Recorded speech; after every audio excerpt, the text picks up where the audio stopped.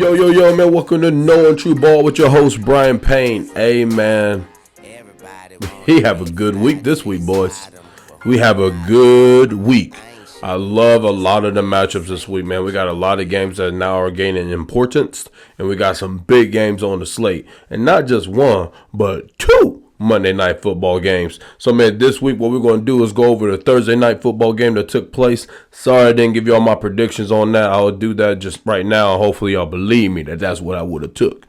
And then, man, I'm also going to give you all my Week 3 preview of all the games along with our bets of the week. So, man, let's go ahead and kick this thing started because y'all know this is only supposed to be about a 20, 30-minute episode. So, kicking it off, man, with Thursday Night Football, bro, we got the New England Patriots at the New York Jets. The final score was 3-24, New York Jets. Aaron Rodgers had the day, man. He was 27 of 35, 281, and 2 tutties.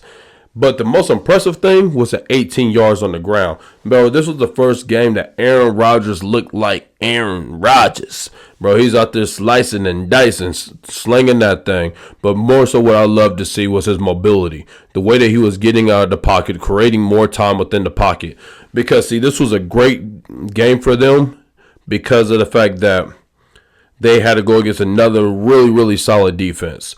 And this defense is built front to back pretty decently. So with that being the case, man, you have to go out there, you have to execute. And he executed on an extremely good level after that first drive. But even with the first drive, it was still solid. But, man, I love what I saw from him. The Jets, they had a tough start to the season. Y'all got to remember, bro, they went to San Francisco. They took that L. But when you fly from New York all the way to San Fran, that's a long flight. Then they had to turn around and fly back from San Fran after Monday Night Football back to New York. Short week going to Tennessee. And against Tennessee, you're going against Jeffrey Simmons and L'Jarius Sneed. That's not an easy defense to go up against. And for them to pull that win out and also in that second half really start gaining some momentum, that's why I loved the most of what I saw and why I was actually excited to see what was going to happen in the Thursday Night Football game. Because of the momentum that we saw them gaining, they started running empty. They found another running back in Braylon Allen. They found that the outside power was their best run play, and that they found a way to run that to perfection against a tough rushing defense in the Tennessee Titans. So going into this game, I was looking forward to seeing the maturation of this offense. And with that being the case, bro, that's what we saw against the New England Patriots. Man, we saw that they ran a lot of empty. We saw Allen Lazard. First of all, he's looking better than what he ever looked in Green Bay, in my opinion. We saw Mike Williams get opportunities. We saw Garrett Wilson getting a little bit more comfortable, but him and Aaron Rodgers are still not on the same page every single play. But I love that Aaron keeps going to him because that will build up over time. By week 8, Garrett Wilson should be a solid playmaker in this offense. But even still right now, he's a great playmaker because he is taking eyes off of other players within the offense. For example, you cannot put 8 in the box to try to stop the running game because Garrett Wilson can go over the top over your head. So he is still a big factor of this offense, even when he's not getting the yards and getting the touches. But I love what I saw from Aaron Rodgers, man. Scrambling out the pocket, hitting tight ends in wide open gaps. Conklin and I forget the other tight end's name, unfortunately, but them two were doing fantastic on the scramble drill. When Aaron Rodgers started getting out of that pocket, they knew how to flow and got to where he could see them and he got the ball to him. So I love the speed that I saw from Aaron Rodgers in this game. So, y'all, the Jets, we got something good going with that offense. And the defense, for them to step up and do what they did, this was a great tune-up week for them. A great tune-up week. Next week, they got the Denver Broncos. I also expect the Jets to dominate that game, but that's another step up in class of defenses. So we'll see how that offense looks against them. But great win by the New York Jets. I was impressed with them blitzing defensively, creating mismatches defensively, and getting to the quarterback. I think they're going to have to go ahead and do that with Jermaine Johnson going down and them still not signing Hassan Reddick. So they found something defensively. They found something offensively. Now we can start judging what this team's going to look like. But that's the end of our Thursday night review because I really don't have much to say about the Patriots. I had them going down as the worst team in the league this year. I end up being the Carolina Panthers, who found a way to even be worse. But That's neither here nor there. Moving on now to our Week 3 preview games. The first games that we're going to start off with, man, these first four, I ain't going to really dive into too much. Man, we got the New York Giants at the Cleveland Browns. The Browns are favored by 6.5. I got the Browns winning this game. If you want to bet on this game, I would bet on the money line. I wouldn't necessarily bet on the points. That's a lot of points to cover 6.5 with an offense that is not necessarily explosive. So with that being the case, I will take the Browns in this game. I see Deshaun Watson just playing to not lose in this game. And I see a guy like Daniel Jones throwing interceptions and taking sacks against that Cleveland Browns defense. Moving on now to the next game, bro. We got the Chicago Bears at the Indianapolis Colts. This is the toss-up game. If you're asking me to pick, I think I will pick the Bears only because I like their defense. I like their defense against the Colts, but that's the only reason. But this game will be really, really tight. The spread is -1, so -1 to the Colts. So that can be in the case they're actually telling you that they think the Bears are the better football team, in which I do agree. And with DeForest Buckner being out for the Indianapolis Colts, it should open up the run game even more. The Colts' rushing defense has been terrible. They gave up 130 yards to Joe Mixon. They gave up 150 yards last week.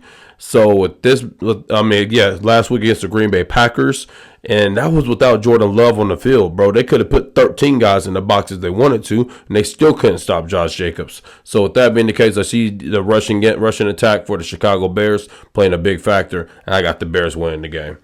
Going on now to the Broncos at the Tampa Bay Buccaneers. The Buccaneers are favored by -6. I take the Buccaneers on the money line. I would not take them on the spread. The strength of the Buccaneers offense is throwing the football. The strength of the Denver Broncos defense is stopping the pass. So with that being the case, I don't really see them scoring a lot of points in this game. I could easily see them winning this game 16-10, something like that, 15-9, somewhere in that range. Well, I would probably say closer to 19-9, somewhere in that range. That's what I can anticipate happening in this game. So I got the Tampa Bay Buccaneers winning. I got Baker Mayfield still going with a great start to the season.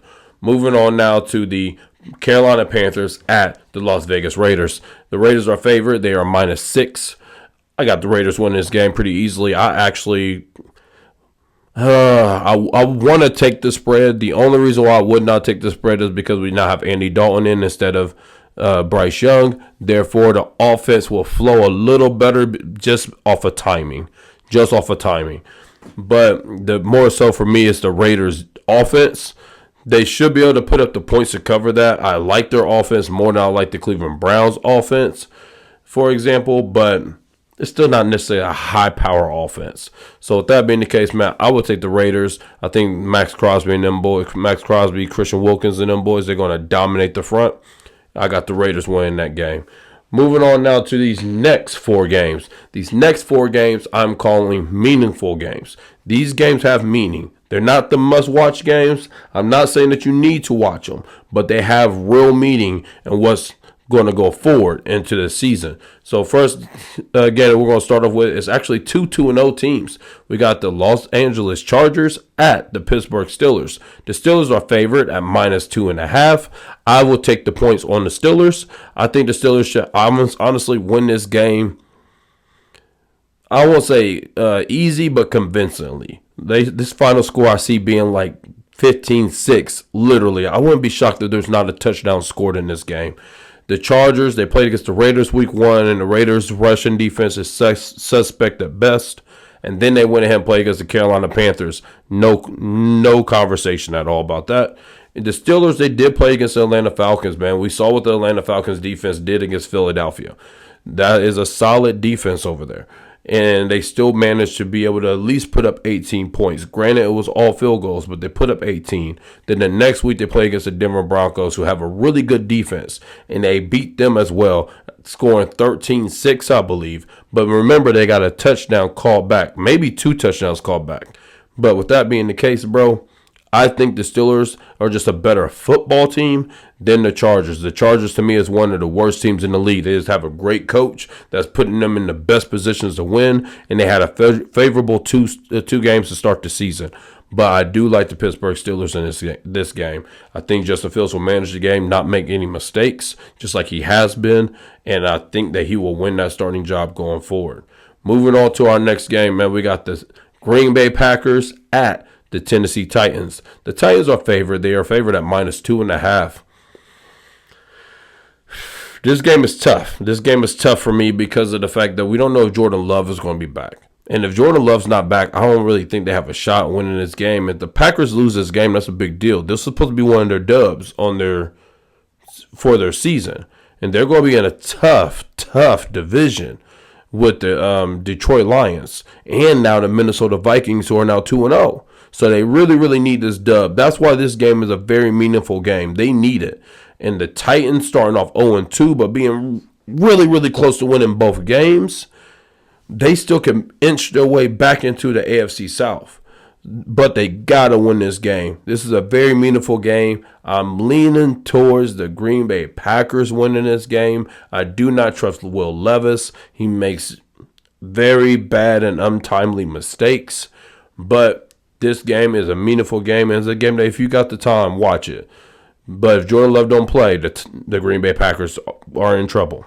Moving on now to the next game, man. We got the Miami Dolphins at the Seattle Seahawks. The Seattle Seahawks are favored -4.5. The point spread is rather big to me because the Dolphins still have a lot of talent. But I do like the Seattle defense. So with that being the case, man, I am favoring Seattle, especially with Miami on the road. So I am favoring Seattle. But this is going to be a game of seeing what is Skylar Thompson looking like. If Skylar Thompson plays well and they lose, then they will just keep him and keep moving forward until Tua gets back. But if he does not perform correctly in this game, I could almost guarantee you guys they will be bringing somebody else in to run this offense because they got enough talent on defense, talking about Miami, and they should have enough talent on offense. You just got to be literally a point guard. Get the ball to your guys. That's it. You don't have to be a superstar quarterback to run this system. So with that being the case, I am still going to go with the Seattle Seahawks winning this game. I think they get a couple picks off of Skylar Thompson in this game, and they will end up going away with the game. I actually would take them on the points if you're going to bet on it. Moving on now to the final meaningful game is the Niners at the Los Angeles Rams. The Niners are favored -6.5, and I think that's very fair. I think the point spread is rather big, but with the Niners not having C-Mac and Debo, along with other injuries that they have going on, and the Rams have absolutely nobody. I see Kyron Williams having a terrible day. He hasn't had a good day at all this year in neither one of the first two games. And last game, he was awful. But it's not necessarily all his fault. That offensive line, it was already kind of new, let alone the fact that like 3 of the 5 starters are now hurt. And now there's no Puka Nacua. There's no Cooper Kupp. Like there is nobody to draw attention away from Kyron Williams. So the Rams and Fred Warner could literally just focus in on Kyron. And with that being the case, I don't see the Rams having the offense. Honestly, I will see this game for the Rams offensively being a lot like it was last week. And that was not good. So I got the Niners winning this game. If you want to take the points, I get it. I wouldn't take the points just because it's a pretty big point spread, 6.5. But I got the Niners winning this game. And Brock Purdy having a decent bounce back game in this game. Moving on now to our must-watch games. These 4 games are games that you have to watch. Games that you have to watch. They have importance. They are going to be entertaining. And they are just going to be great games to watch. So the first game we're going to talk about is 2-2-0 teams. Man, we got the Houston Texans at the Minnesota Vikings. The Texans are favored at -1.5. Who would have thought, bro, that the Vikings was going to be 2-0, man? We knew they would be 1-0. They played against the Giants week 1. I mean, that's a gimme. But, man, beat the San Francisco 49ers, that's a big deal. So now when you go into this game against the Houston Texans, in which we saw them just play, I don't want to say close because they won convincingly, but the score indicated a close game against the Chicago Bears. I think the Vikings could really, really hang in this game. I think this game is a lot closer than what people realize. And I'm actually maybe even leaning the Vikings' way if Joe Mixon don't play. If he doesn't play, I see the Vikings winning this game. The Vikings have found a very solid way of getting Aaron Jones the ball and getting him in space. They're still able to get the ball to Justin Jefferson. Jordan Addison, I want to say that he's coming back this week. That's an element that they have not had in their offense since week 1. That's a big deal. So, man, Sam Darnold is playing very good football. I like what I've seen from the Minnesota Vikings. Defensively, Brian Flores is leading that defense. They are making plays when it's time to make plays, and they are getting to the quarterback. And the Houston Texans, will tell you guys, I feel like they have struggled a little bit in protecting C.J. Stroud. Now, C.J. Stroud is good enough that he's getting out the pocket and getting the ball to where it needs to be. But I don't like how that offense has looked. Offensive line has looked. They have not looked as good as I was hoping that they were going to look in these first 2 games. So right now, man, I'm actually probably leaning the Minnesota Vikings to win this game. And I would take them with the points because of the fact that they are the underdogs. So, man, I'm going Minnesota Vikings beating the Houston Texans. Moving on to the next game, we got the Philadelphia Eagles at the New Orleans Saints. This was a tough game for me to call. This is why. I love everything I've seen from the Saints. And I think they're going to be able to continue that against the Philadelphia Eagles. The issue is, I don't know what the Saints defense truly is. Carolina, that was no contest. I don't care about it. And then last week against the Dallas Cowboys, the Cowboys were just a one-dimensional football team. So it's easy to stop them. But with the Eagles, that's not a one-dimensional football team. You have the best offensive line in the league coming to your city. You got Saquon Barkley behind that offensive line. You got a mobile quarterback, a true dual-threat quarterback, also coming to town. Now, A.J. Brown will not be there, and I think that will be a big deal for the Eagles. That's a deep threat that would have really stretched out that New Orleans Saints defense. So I think this is going to be a really good game. I think it's going to be high scoring. I see the final score, definitely one team having 30 and high 20s. And I'm going to go ahead and lean with the New Orleans Saints pulling out a close game against the Philadelphia Eagles. I probably would say somewhere around the lines of like 31-30, something like that. So I would not take the Saints with the points in this game, but it's going to be a really good football game. Moving on now to our next game, and we got the Detroit Lions at the Arizona Cardinals. The Cardinals are actually the underdogs in this game, and they are underdogs by +3. So they got the Lions win this game by at least 3 points. We just watched the Lions lose last week to the Tampa Bay Buccaneers, and the Lions forgot who they were. They forgot. Jared Goff should never throw the ball 55 times. But even to hone in more on Jared Goff, he has not played well at all this season. At all. He did not play well against the Los Angeles Rams. If he did, that game never goes to overtime. I'm not saying he played bad. He just didn't play well. And then last week, he did not play well at all, in my personal opinion. Not at all. It was a game where I don't know what they were doing. They were just scared to run it against the Tampa Bay Buccaneers, and I don't know why. There should never be a game where the Detroit Lions do not run the ball 30 times. Between David Montgomery and Jahmyr Gibbs, they should have 30 runs. I'm not talking about catches. Because David Montgomery should have 15 carries, and Gibbs should have about 10 carries and like 7 catches. I'll probably say 5. 5 catches in a game. That's what should be taking place. And that did not happen last week. And I think that's why, I know that's why they lost that game. They forgot who they were. They tried to be sexy. Y'all ain't sexy, bro. Y'all like to punch people in the mouth, and that's what y'all need to do. But the run defense of the Detroit Lions is going to be great against the Arizona Cardinals, just like how they've been all year. And Aiden Hutchinson is playing DPOY level. So with that being the case, Kyler Murray trying to get away from him. I mean, of course, we all know Kyler got the speed, no duh.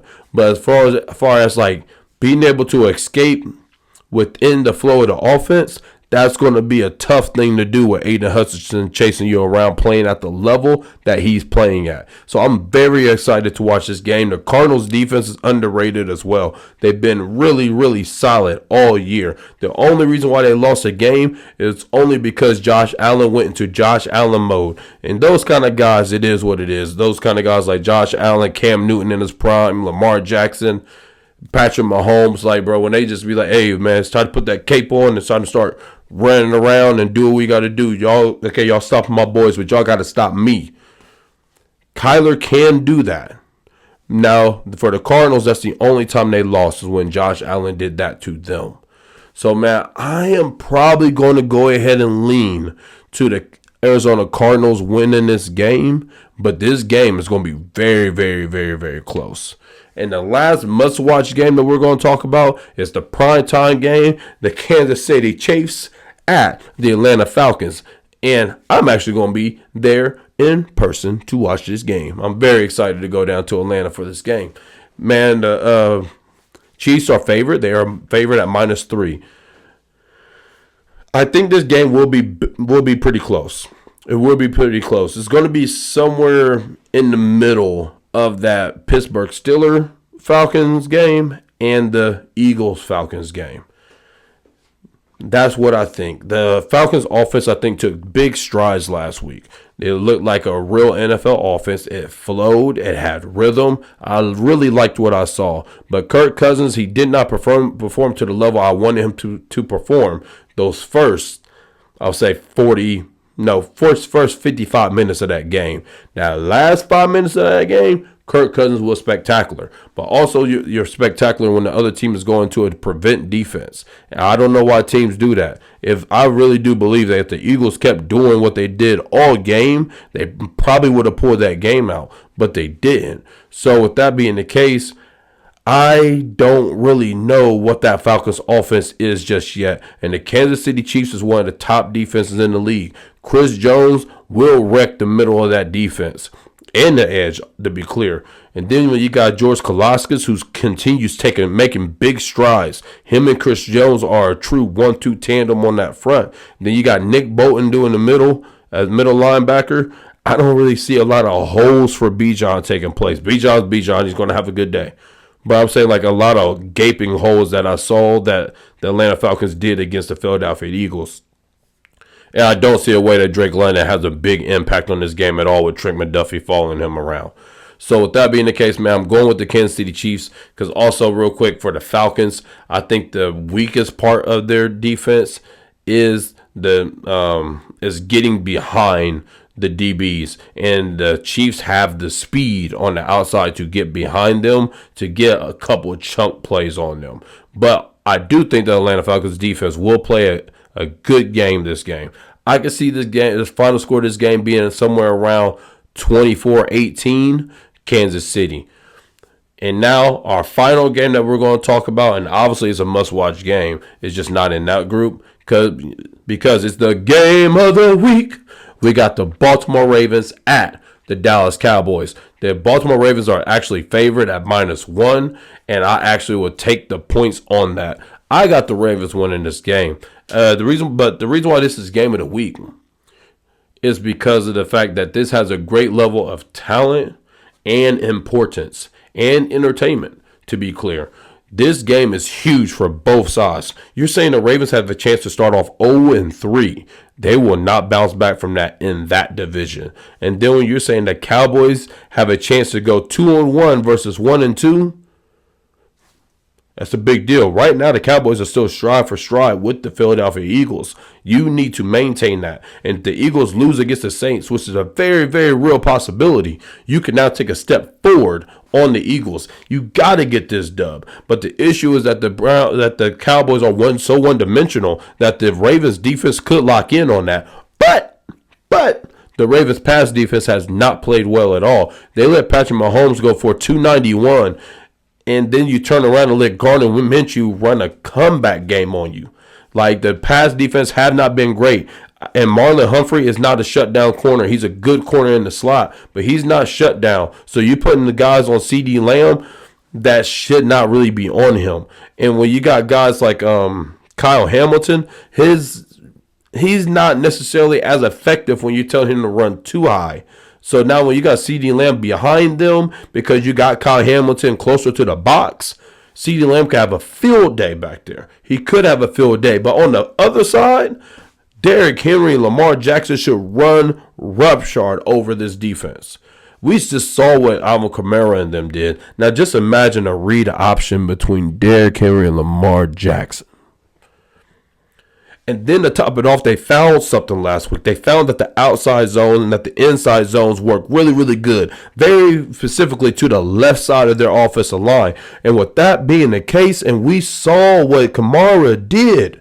Kamara, that offense that the New Orleans Saints run is based on the outside zone. It's based on the outside zone. And that's where they get into the play action boots and so on and so forth. The deep play action boot actions where Rashid Shaheed gets behind the defense. It is off of that outside zone, and they could not stop it at all last week. So why should I believe that they're going to stop it now? So I actually think this is going to be a pretty high-scoring game. I got it somewhere close to like 31-27, somewhere in that ballpark. And I got the Baltimore Ravens winning this game. I think Derrick Henry has a field day. Well, when I say a field day, I'm talking about a today Derrick Henry field day. I ain't talking about that Tennessee Titan Derrick Henry. That's a different guy. That's a different guy. I'm saying I wouldn't be shocked if Derrick Henry has about $125 and 2 touchdowns in this game. And Lamar Jackson will also have 2 touchdowns, probably 1 in the air and 1 rushing. I wouldn't be shocked by that. He may even have both in the air. But I see the Ravens offense looking like an elite offense this week. And I also see Dak Prescott and that offense catching a rhythm, because I do not believe the Ravens pass defense is good enough, especially when nobody that's like true pass rushers, to slow down the one-dimensional Dallas Cowboys. Our last 2 games that we're going to go over, man, it really ain't a whole lot to go into because they're Monday Night Football games. We have 2 Monday Night Football games this week, man. We got the Jacksonville Jaguars at the Buffalo Bills. The Bills are favored at -5. I think that's appropriate. I wouldn't necessarily take the points because it's a lot of points, and I don't know how many points the Bills are really trying to score nowadays. They're more so in the world of like, we're just going to control the game and get out with a dub. Kind of like what the Kansas City Chiefs did last year. That's what they are trying to do this year. Now, hey, if they can hang 31 on you, just like how they did against Miami, yeah, we're going to do that. And if we have to score 31, then we will, just like how they did against the Arizona Cardinals. But the Jags, their offense is not good enough that I think there's even going to be a threat of them having to score that many points. I got Josh Allen having a decent game. I got James Cook having a decent game. They're just going to go get this dub. I got them winning the money line. I would not take them on the points. The second game that we got in the Monday Night Football game is the Washington Commanders at the Cincinnati Bengals. This game will be far more entertaining in my opinion. Why? Because the Bengals are about to go Hail Mary on these boys. Man, the Bengals are favored to win at -7.5. It's a lot of points, but I actually like that spread for them. I wouldn't take it because it's just so many points. I would take the money line. But the Washington Commanders pass defense is absolutely terrible. And Jamar Chase and T. Higgins probably going to be back this week. This is going to be bombs away, just all game. All game. So with that being the case, man, I got the Cincinnati Bengals having a pretty solid, easy win against the Commanders. Only thing I want to see from the Commanders is that their running game stays solid as it has been these last 2 weeks with Brian Robinson. And I want to see just Jaden Daniels continue making strides, continue taking steps. This year is not about the Commanders winning a lot of games. This year is about just making strides. Moving on now to our bets of the week, man. We got our game bets. The ones I like the most. I will take the Browns on the money line. I will also take the Steelers on the money line and the Buccaneers on the money line. The only game that I will take on the spread, I will take the Ravens on the spread at -1. That's the only game. But that's kind of like my bonus game. The for sure wins to me, money line Browns, money line Steelers, money line Bucks. And then for our prop bets, our player props, man, I'm going to go ahead and go with Dak Prescott having over 1.5 touchdowns. He's definitely going to have at least 2 touchdowns in this game. If they want any shot, he has to have at least 2 touchdowns in this game. I really see him going for closer to 3. And then our next one is also another passing one. It's Patrick Mahomes going over 1.5 touchdowns. That's the only way the Chiefs are going to win this game. The Chiefs are not going to be scoring rushing the ball with Isaiah Pacheco out. So I'm leaning on Patrick Mahomes scoring at least 3 touchdowns in this game. That's what I think. So over 1.5 for Patrick Mahomes. And then finally, I have Derrick Henry with the anytime touchdown against the Dallas Cowboys. And if you want to boost that up a little bit more, my bonus one is Kyren Williams under 67.5 yards. He hasn't had 67.5 rushing yards all year, I believe. So this is very easy for me to take, especially when now you say that there's no passing options for the defense to even worry about. 8 in the box all game for the San Francisco 49ers, and they're going to smack the Rams in the mouth. Hey, you guys, that's the end of our episode. Thank you for tuning in. Hey, y'all, it's Sunday morning. We got football all day today. So, hey, let's get it, man. Let's watch these games. Enjoy your day. Hey, man, this is Knowing True Ball with your host, Brian Payne. Peace.